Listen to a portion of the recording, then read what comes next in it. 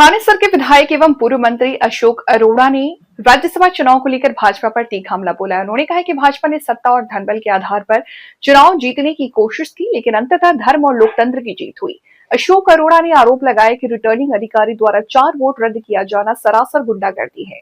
उन्होंने कहा कि भाजपा को तीसरा उम्मीदवार मैदान में नहीं उतारना चाहिए था, लेकिन लोकतंत्र में विश्वास न होने के कारण उन्होंने हर संभव हथकंडा अपनाया। उन्होंने ये भी कहा कि आखिरकार संख्या बल के आधार पर फैसला हुआ और लोकतंत्र की मर्यादा बनी।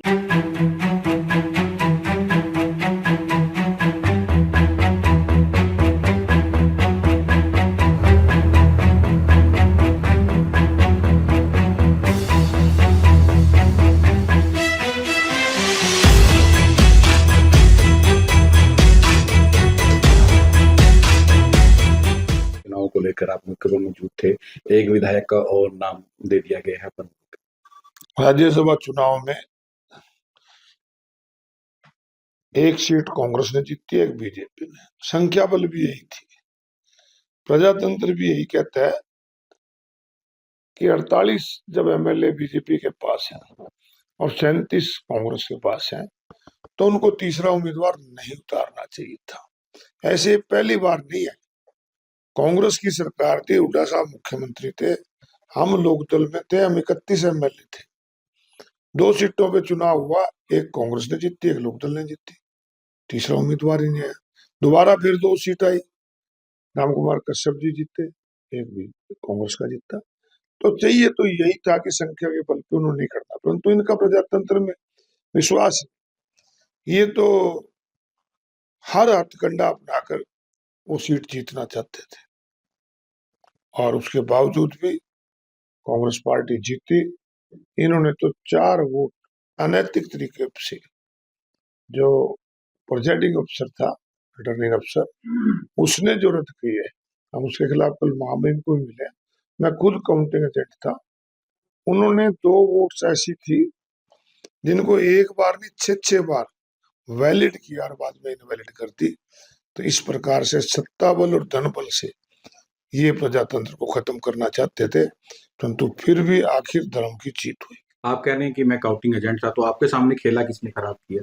खेला नहीं हुआ, बीजेपी ने करा खेला खराब। खेला तो जो 5 वोट तो क्रॉस करे उनको नोटिस हो गया। 4 वोट जो रद्द किए हैं ना, वो बिल्कुल रिटर्निंग अफसर की गुंडागर्दी थी। आप ये बताओ, हमें भी लंबा समय हो गया, आपको भी लंबा समय हो गया कि एक हमारा मेंबर वोट डालने गया और वोट डालने के बाद 2 घंटे बाद कहते हैं सीक्रेटली।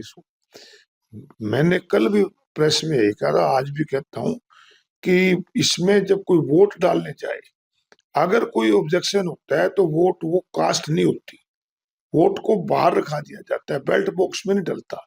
और उसके बाद उस पर जब तक निर्णय नहीं हो जाता, जब तक वो बैलेट बॉक्स में नहीं जाता। परंतु यहाँ तो बगैर निर्णय किए उसकी वोट रद्द कर दी गई।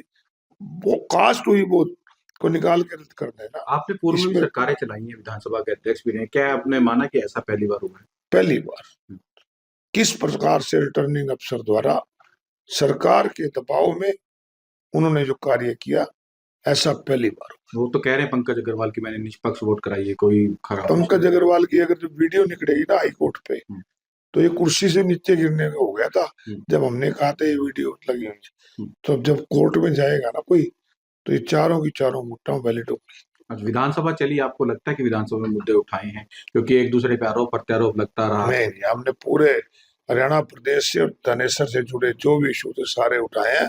हमने 2 ध्यानाकर्षण प्रस्ताव पे भी चर्चा कराई। आयुष्मान तो एक बड़ा अहम इशू है, मरीजों से जुड़ा हुआ था, उस पर भी हमने चर्चा की। दान घोटाले पे भी हमने चर्चा की और गवर्नर एड्रेस में स्वयं 45 मिनट तक हमने सरकार को आईना दिखाया कि तुम कहते कुछ और करते कुछ।